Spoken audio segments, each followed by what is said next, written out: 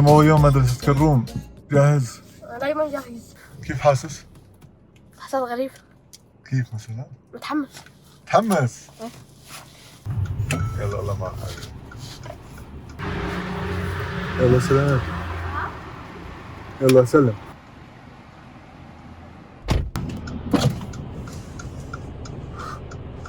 اها لأني يلا سلم.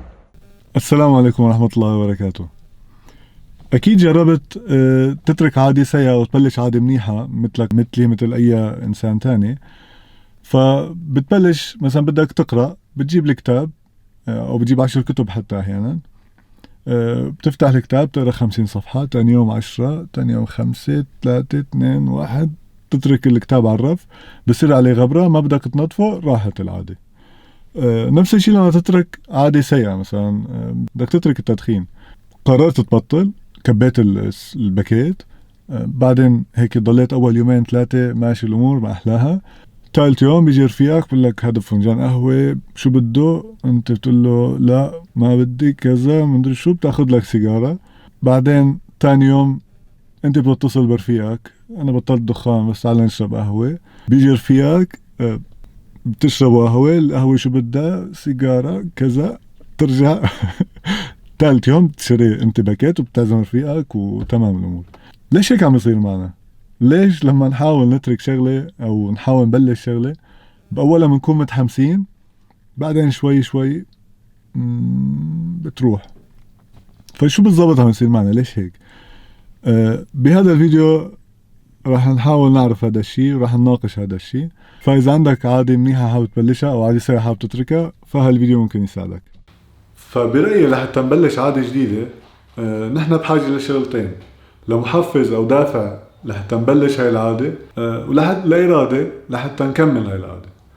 المحفز في له مصادر كتير طبعا، بس بيتلخص بشغلة بيجيك الدافع لتعمل شيء لحتى ما تخسر شيء معك أو لحتى تكسب شيء ما معك. يعني مثلا بتعمل رياضة لحتى ما تخسر الصحة، وبتعمل رياضة لحتى تكسب الشكل اللي بدك اياه.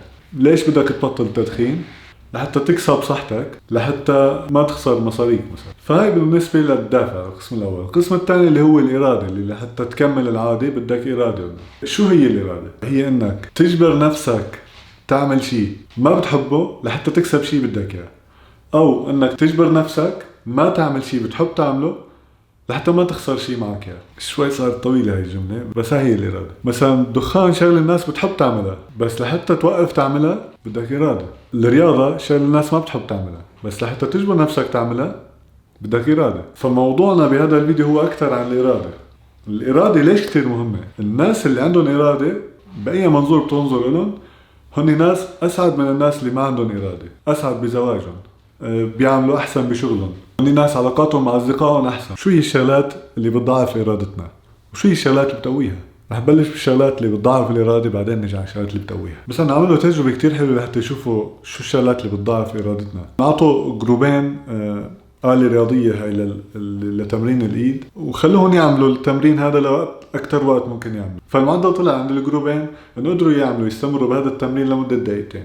بعدين أخذوا هالجروبين فروهم حطوهم بسينما، فرجوا فيلم كتير حزين للجروبين، وقالوا لجروب من هاي الجروبين انه انتم كبتوا مشاعركم، لا تحاولوا تندمجوا مع الفيلم، لا تحاولوا تزعلوا اذا عم يزعلوا، تفرحوا اذا عم يفرحوا، خلص خليكم بدون مشاعر، هنيك كبتوا مشاعركم. الجروب الثاني ما قالوا لهم شيء، انه فوتوا انتم تتفرجوا على الفيلم وخلص. لما طلعوا رجعوا اعطوهم هاي الاداة وقالوا لهم انه جربوا اعملوا لأطول وقت فيكم تعملوا. النتيجة كانت انه الجروب اللي كبتوا مشاعرهم عملوا بمعدل 30 ثانية، الجروب اللي ما كبتوا مشاعرهم رجعوا عملوا بمعدل دقيقتين. فكبت المشاعر احد الشغلات اللي بتضاعف الإرادة. لازم تكون بمكان تقدر تعبر فيه عن مشاعرك، فكبت المشاعر جواتك بضاعف إرادتك. لما تكون كابت مشاعرك هيك وحاطط بقلبك وكذا، صعب تقدر تبطل التدخين، وصعب تطلع تعمل رياضة، وصعب تعمل الشيء اللي بدك اياه اصلا. فهاي الشغلة من الشغلات اللي بتضاعف إرادتنا. كبت المشاعر. لحتى يعرفوا كمان شو الشغلات اللي بتضاعف الإرادة، عملوا تجربة مع المتسوقين، مع الناس اللي بيجوا على المول أو على السوبر ماركت ليشتروا شيء. بيعملوا مقابلة مع المتسوقين وبيسألوهم مسائل رياضيات بسيطة. الناس اللي تسوقت أكتر كانوا يحلوا أقل مسائل رياضيات. الناس اللي إجوا جديد على التسوق أو اللي ما لهم زمان عم يتسوقوا كان أدائهم أحسن. فالنتيجة اللي وصلوا لها إنه وانت عم تتسوق دائما عم تاخذ قرارات، هي ولا هي، كبيرة ولا صغيرة، اي لون، اي نوع، فكتير عم تاخذ قرارات. فالفكرة اللي توصلوا لها انه كل ما اخذت قرارات اكتر بيومك كل ما ضعفت قوة ارادتك. فيفضل انك تاخذ قراراتك الصبح وتبلش بعاداتك من الصبح. بدك تعمل رياضة بلش الصبح، بدك تقرأ بلش اقرأ الصبح.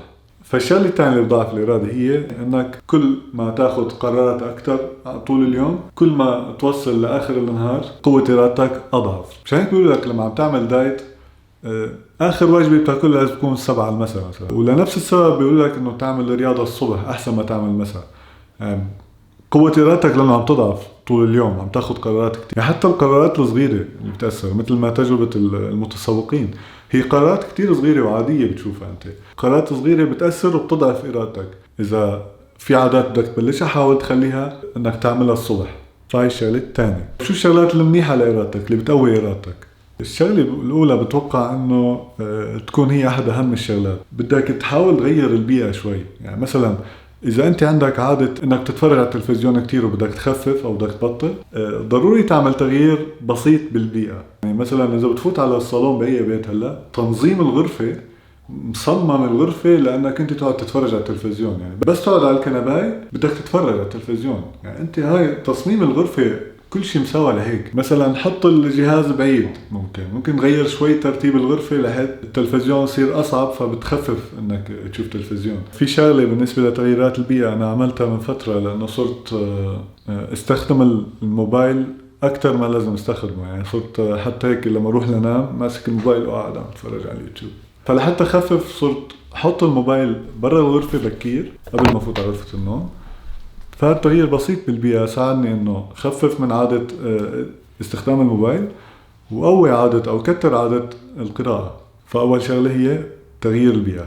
فالشغلة الثانية هي إنك تحاول تنام أبكر، لأنه المساء مثل ما حكينا قبل شوي إنه الإرادة تضعف في المساء. الشغلة الثالثة اللي بتأثر على إرادتنا هي الضغط النفسي، الجوع، العصبية.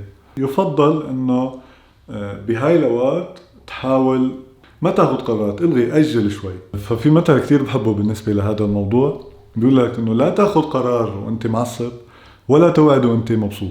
الشغلة الرابعة إنه حاول تنظم يومك قبل بيوم، قبل ما تروح لتنام بشوي، وخطط بسرعة هيك إنه برؤوس أقلام شو رح تعمل بكرة. يعني طبعا ما رح تمشي حرف بحرف على الخطة اللي بتعملها، بس بتخفف عدد القرارات اللي رح تاخدهم بهداك اليوم. على الأقل بتعرف إذا فات الصبح شو رح تعمل، وين رح تروح، وين رح تيجي. فهذا كتير بيساعد كمان. مو بس لازم يكون عندك إرادة كتير قوية، لا، ممكن بس استخدام الإرادة صح، تنظيم يومك بشكل مختلف مبني على إنه يساعدك تبلش العادة أو تبطل عادة، كتير بيساعدك على إنه تداوم على العادة الجيدة. الشغلة الخامسة إنه ما نترك كتير وقت فراغ. أحيانا في ناس تعمل شغلات ما بدها تعملها بس لأنه ما في شيء تاني تعمله، فضروري كتير إنه تحاول تعبي وقتك الفاضي. فهذا اللي كنت حابب شاركه معكم عن بناء عادة جديدة، وإن شاء الله يسهلكم ويسهلنا إنه نعمل عادات أحسن ونترك العادات السيئة. إنه كلياتنا عنا عادات سيئة وحابين نعمل عادات منيحة. فإذا عجبكم هذا الفيديو لا تنسوا تعملوا لايك واعملوا سبسكرايب إذا بدكم تشوفوا فيديوهات تانية مثل هاد. بترككم بأمان الله. سلام.